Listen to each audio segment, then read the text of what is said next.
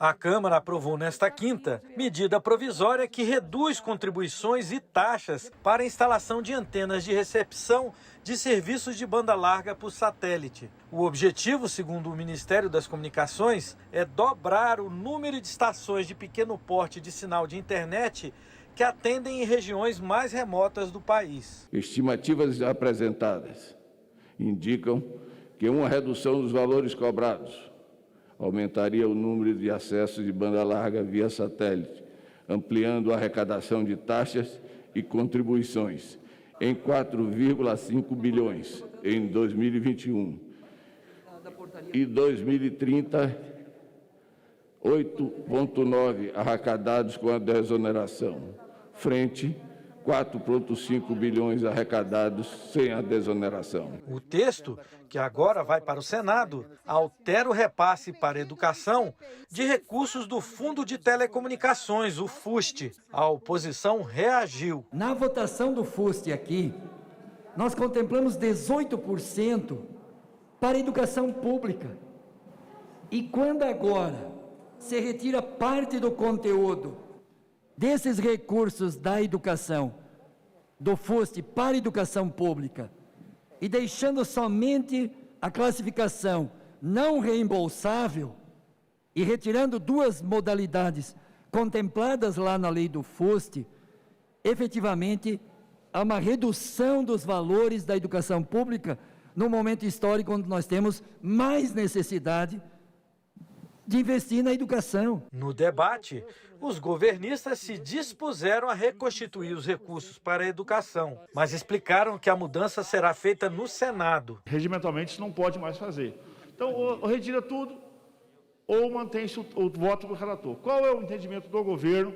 Estou aqui com o relator, já falei com alguns líderes da base. O governo vai orientar sim, e pede toda a base para sim ao texto do relator, com o compromisso, inclusive, e nós ouvimos a professora Dorinha e outros parlamentares da base, para que possamos, então, com entendimento, fazermos essa alteração lá no Senado. Outra polêmica envolveu uma emenda acatada pelo relator que estende a isenção de cobrança de taxas do Condecine, contribuição que financia o cinema nacional, para empresas de vídeo sob demanda, também chamado de streaming. Algumas plataformas e algumas grandes plataformas como a Netflix, de fato não pagam. Não pagam. Essa, aliás, nunca pagou.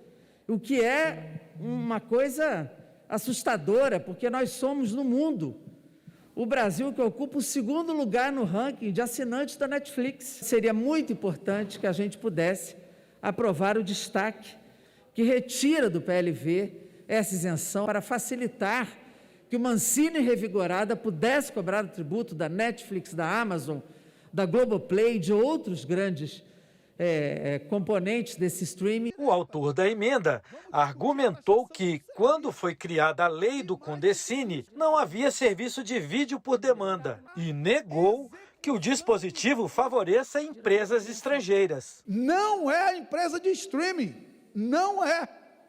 O sujeito passivo, ela incide sobre a obra.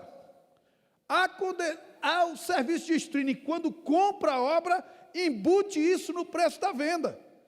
Portanto, o produtor poderia vender por um preço maior se não tivesse essa taxa, e o consumidor poderia ter um preço menor se não tivesse essa taxa.